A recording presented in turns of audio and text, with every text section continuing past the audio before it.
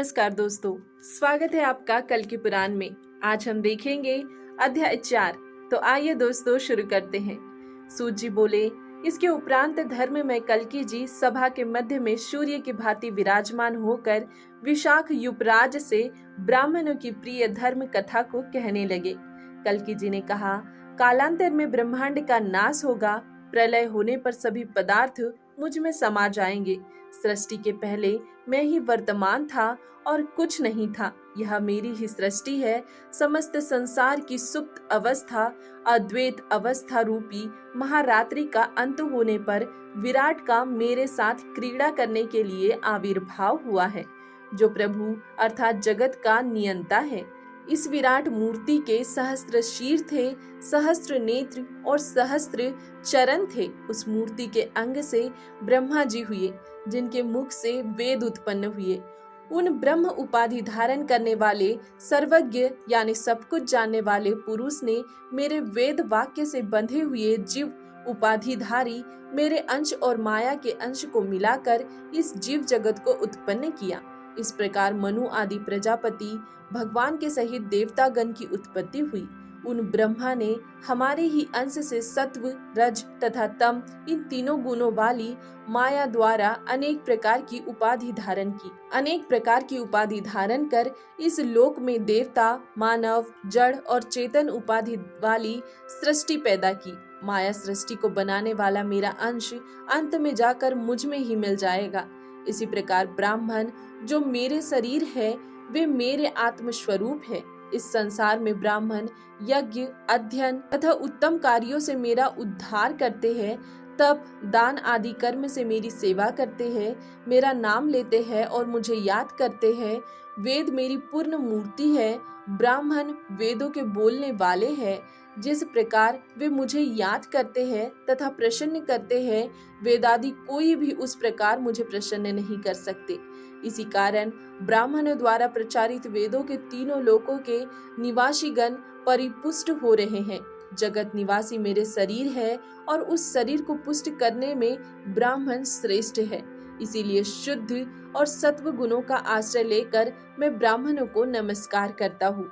मेरे नमस्कार करने पर वे अखिलाश्रय यानी अखिल आश्रय अर्थात पूर्ण आश्रय वाले ब्राह्मण गण मुझे जन्मज्ञ यानी जगत में अर्थात संसार युक्त समझकर मेरी सेवा करते हैं। विशाख युपराज बोले, बताइए ब्राह्मण के लक्षण क्या है? वे आपकी भक्ति कैसे करते हैं, जिस भक्ति के करने से आपकी कृपा से ब्राह्मणों के वाक्यबान स्वरूप हो गए हैं। भगवान कल्कि ने बताया, वेद मुझे अव्यक्त ब्रह्म की अभिव्यक्ति रूप ईश्वर कहते हैं। ये वेद ब्राह्मणों के मुख में स्थित होकर विविध धर्म के रूप में प्रकट होते हैं। ब्राह्मणों का जो धर्म है, वही धर्म यानी उनका धार्मिक आचरण ही मेरी सबसे बड़ी भक्ति है। उस भक्ति से प्रसन्न होकर मैं श्रीशः यानी श्री ईशः अर्थात लक्ष्मी के पति भगवान विष्णु के रूप में युग युग में पैदा होता हूँ। बुद्धिमान लोग कहते हैं कि स्वधा के द्वारा बनाए गए सूत को तिगुना कर उसके बाद उस तिगुने ने सूत को फिर तिगुना करने से यज्ञोपवीत बन जाता है। उस सूत को 3 फेरा करके वेद और प्रवर की संख्या के अनुसार उसमें गांठें लगाकर गर्दन से नाभि के बीच पीठ के अर्ध भाग के बराबर या यज्ञोपवीत यजुर्वेदी ब्राह्मणों के लिए निहित है। सामवेदियों का यज्ञोपवीत गर्दन से नाभि पर्यंत का होता है। यह बाएं कंधे पर धारण किया जाता है। यह यज्ञोपवीत धारण करने वाले को बल प्रदान करता है। इसके अतिरिक्त ब्राह्मण मिट्टी, राख, चंदन आदि से तिलक धारण करे और मस्तक में बालों तक धर्म कर्म के अंग के रूप में उज्जवल त्रिपुंड्र लगाए। पुंड्र 1 अंगुल के बराबर चौड़े प्रमाण को कहते हैं। उसी को 3 गुना करके त्रिपुंड्र हुआ। त्रिपुंड्र से ब्रह्मा, विष्णु तथा महेश जी का वास है। त्रिपुंड्र के दर्शन करने से पाप का नाश होता है।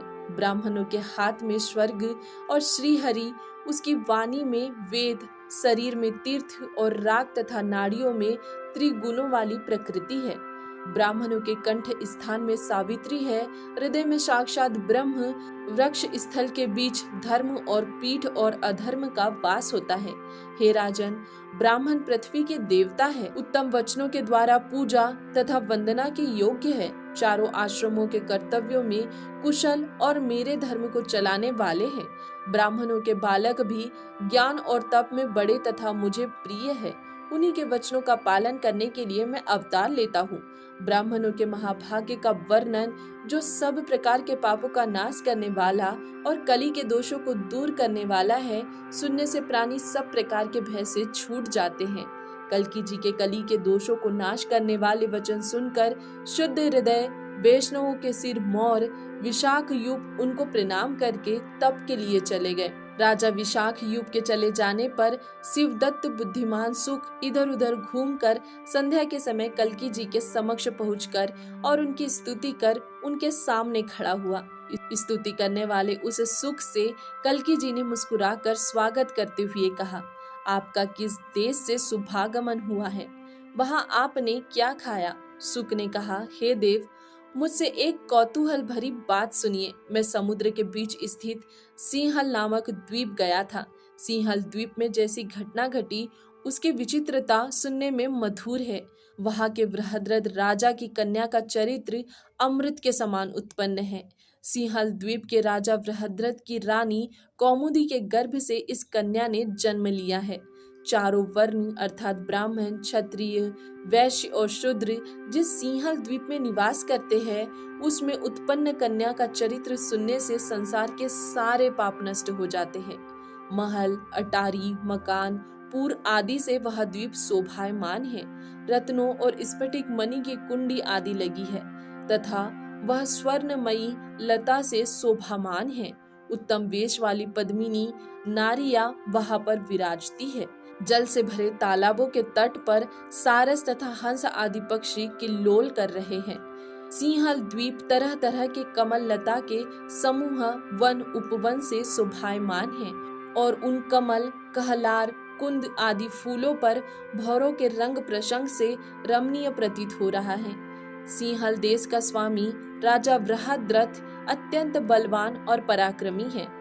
उस राजा की प्रशंसा योग्य पद्मावती नाम की यशस्वी कन्या है।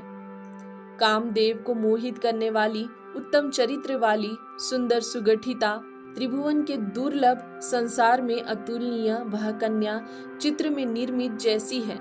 जिस प्रकार पार्वती जी शिव जी की सेवा में लगी रहती है, उसी प्रकार अच्छी सम्मिति वाली पूजनीय पद्मावती भी सखी तथा कन्याओं के साथ जप और ध्यान में लगी रहती है। उस श्रेष्ठ मुख वाली पद्मावती के रूप में विष्णु भगवान की प्रिय लक्ष्मी जी को पृथ्वी पर अवतरित हुआ जानकर साक्षात महादेव जी पार्वती सहित प्रसन्नता पूर्वक प्रकट हुए। वह कन्या वर देने वाले शिव जी को पार्वती के साथ देखकर लज्जा से नीचा सिर किए हुए कुछ भी न बोली और उनके सामने खड़ी रही। तब महादेव जी ने उससे कहा, हे सुभगे, तुम्हारे पति नारायण हर्ष पूर्वक तुम्हारा पानी ग्रहण करेंगे। अन्य कोई राजकुमार तुम्हारे साथ विवाह करने योग्य नहीं है। जो मनुष्य संसार में तुमको वासना की दृष्टि से देखेंगे, वे उसी समय अपनी उम्र के अनुकूल नारी बन जाएंगे। देवता, राक्षस, नाग, गंधर्व, चारण आदि जो कोई भी तुम्हारे साथ रमन करने की इच्छा करेगा, वह तत्काल निश्चय ही स्त्री हो जाएगा। नारायण को छोड़कर और कोई भी तुम्हारे साथ पानी ग्रहण की इच्छा करेगा, उसकी ऐसी ही दशा होगी। तुम तप को छोड़कर अपने घर जाओ और भोग के योग्य अपना उत्तम शरीर बनाओ। हे विष्णु की पत्नी कमले, दुख मत करो, मन के मैल को दूर करो। इस प्रकार भगवान शिव जी पद्मावती को वर देकर अंतर ध्यान हो गए। महादेव जी के मनोवांछित वरदान का वचन सुनकर प्रफुल्ल मुख हुई पद्मावती महादेव जी को प्रणाम कर अपने पितृगृह को चली गई। दोस्तों, यहाँ अध्याय 4 समाप्त होता है। इसके आगे देखेंगे हम अगले वीडियो में। तब तक के लिए धन्यवाद।